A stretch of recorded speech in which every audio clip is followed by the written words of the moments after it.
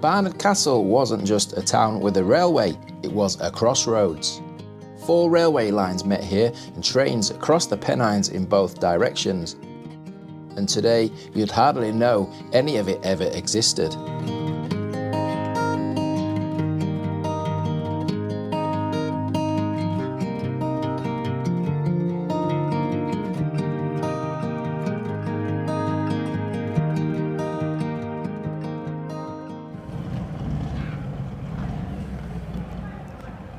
Never been to Barnard Castle. Lovely architecture on display. It's a lot more grand than I thought, than I anticipated it, John. Have you ever been to Barnard Castle? No, I've never been to it. Passed it many times, but never stopped off. But it is a lovely place. Seen the signs for it on the A66. That's about the. Yeah, that's the closest I've ever got. It's like a market town on a hill. Today, it's a scenic market town in County Durham, sitting on the banks of the River Tees, named after the castle that still dominates the skyline. With a population of around 5,500, it actually feels bigger than it is. This building was erected 1747 at the expense of Thomas Bouch, Esquire, native of this place. Town hall, courtroom, lock-up and fire station. Wow. Up to the 1930s, farmers' wives sold dairy produce around that veranda, hence the name Butter Market. You can no longer go upstairs these days. A little feature though, right in the centre. Kind of, it's a roundabout now, centre of a roundabout. And the sense of grandeur doesn't end with the castle, because just across town is the Bouch Museum, a huge French-style building that seems completely out of place here. But beyond that, there's not much here to explain what's coming next. This wasn't an industrial powerhouse, just agriculture and a few textile mills. So why was this place once the junction of several railway lines? Barnard Castle wasn't just a stop on a branch line, this was a main route across the Pennines. This was an important junction on the crossroads of 4 lines. To the west, trains climbed towards Middleton-in-Teesdale, and across the Pennines via Stainmore towards Kirkby Stephen and Tebay. This was an important freight route. And to the east, lines ran towards Darlington and Bishop Auckland. 4 directions all meeting here, in what feels like a very unlikely place. The first station opened here in 1856, as a terminus on the Darlington and Barnard Castle Railway. Amazingly, that original station building still survives, now a residential property. I can't show you the footage of that from our trip, but here are some Google Street View images. But just a handful of years later, everything changed. In 1861, a second station was built by the South Durham and Lancashire Railway for its line over to Tebay, and for a short time, Barnard Castle had 2 terminus stations. Only a year later, the later station became a through station, with the original 1856 station site closing to passengers and becoming a goods depot. We do still have Railway Terrace, still present, leads down to the old station front, but the old station road's now being renamed Montalbo Road? Montalbo Road? So this would be the site of Harmire, or Harmire, I'm not quite sure the correct pronunciation, crossing. And this would be just at the east end of that second station site. So the station here is all demolished, aside from the station master's house. It's now home to quite a large collection of GSK buildings. And if I just pan you around there, just to the west of this road, that's where the station would have been. So the footprint of the station is pretty much still intact, but the old station site's now a car park. If you'd have stood here in around the year 1900, you'd have seen trains arriving from 4 different directions. Today, it's just a car park. And over that side of the road, we'd have the signal box, the turntable, an engine shed. And there was decent sized railway sidings and infrastructure. The station setup itself was quite a modest affair though. I think it only had a single through platform, this one. with a bay platform at either end. It's got a Stockton and Darlington Railway plaque on this building. Is this the old station house? Oh, that's the station house, just over the other side of the road there, look. We walked past that already, John. A quick confession before we carry on. Sometimes when we're filming these lost railway towns, we miss something important. Occasionally it's because of access, sometimes because we're short on time, and sometimes it's because I've made a complete mess of the research. Somehow I completely overlooked the Percy Beck Viaduct, which is just to the west of the station. Considering how close we actually were to it at the station, I'm not sure how I managed that. Never mind, it certainly won't be the first time, and I'm fairly confident it won't be the last. The importance of the railways in Barnard Castle didn't last. In the early 1960s, the lines began to close. First, the route over Stainmore in 1962, then the lines to Bishop Auckland and Middleton-in-Teesdale and Darlington by 1964.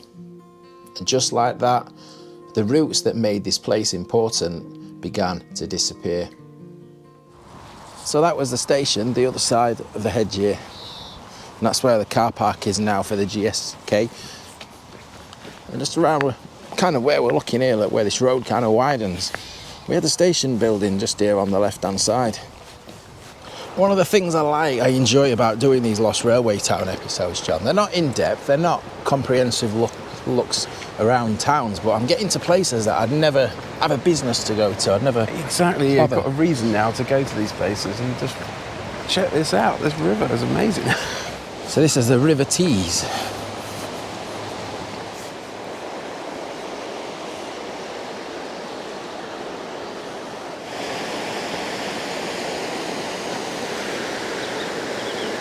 A really pretty place, isn't it?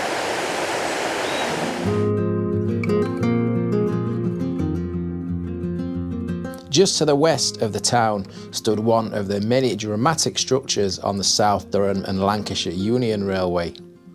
The Tees Viaduct, over 700 feet long and more than 130 feet high. And this carried trains high above the valley below.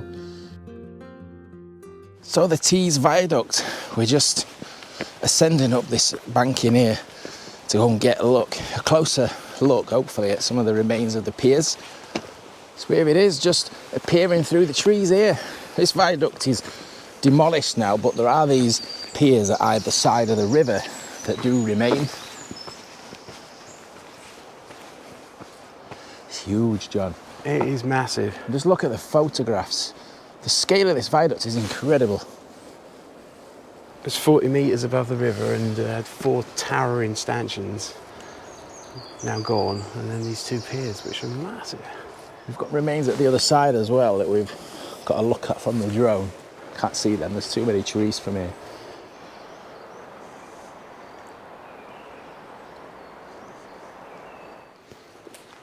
It's a classic party zone. I think the answer to your question is there's no remains of the pillars whatsoever. Just the ends, now the Yeah. banking. There's a strange slit here. Yeah, what is that slit for? I don't know, just extra strength in or something. Possibly. Looks like they built it out twice. Perhaps they got it wrong the first time. It wasn't quite far enough. These things are impressive anyway, John, but when you get closer, look how it's built on an angle. This arch is built at an angle, and all the bricks on the arches there, look, that make up the arch, are all built at a different angle as well.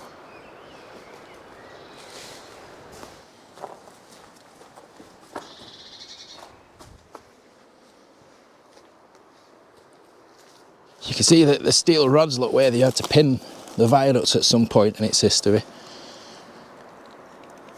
This is a Thomas Bouch viaduct, this, John. Now, How is it? a man's whose legacy, obviously, is the chap who designed the Tay Bridge, the ill-fated Tay Bridge that collapsed. Really? Yeah. That's kind of the end of Thomas Bouch, really. But been on another Thomas Bouch viaduct recently. Hounsgill Viaduct over near Concert, not too far from here.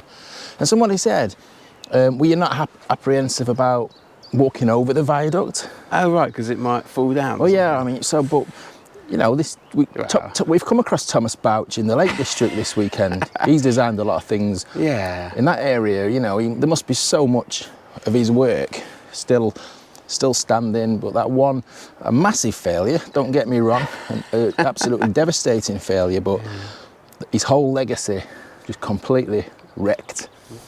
Never seen something like that before. You can walk on the track bed for a while from here, for a distance.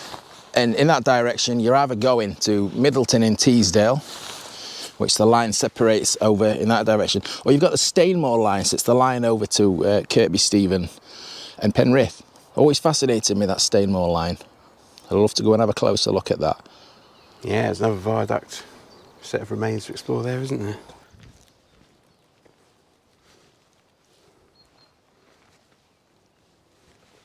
Just a solitary bridge abutment then. A bridge abutment with a tree, as you've just pointed out.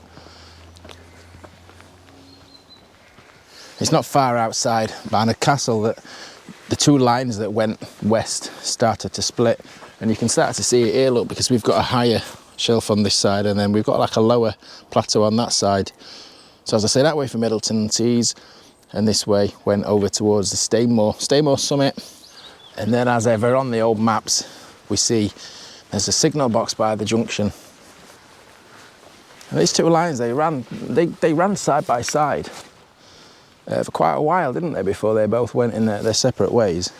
Today, there are no trains climbing towards Stainmore. There's no station platforms welcome passengers, and very little to suggest that this was once a busy railway junction. But if you know where to look, Barnard Castle's railway story is still here, hidden beneath the footpaths, the road names, and a handful of remarkable survivors that quietly refuse to disappear. Thanks to all my channel members and anyone who supports the channel, massively appreciated. Thanks, John, again for your company, and we'll see you soon on another Lost Railway Town. Ta-ra! Ta-ra!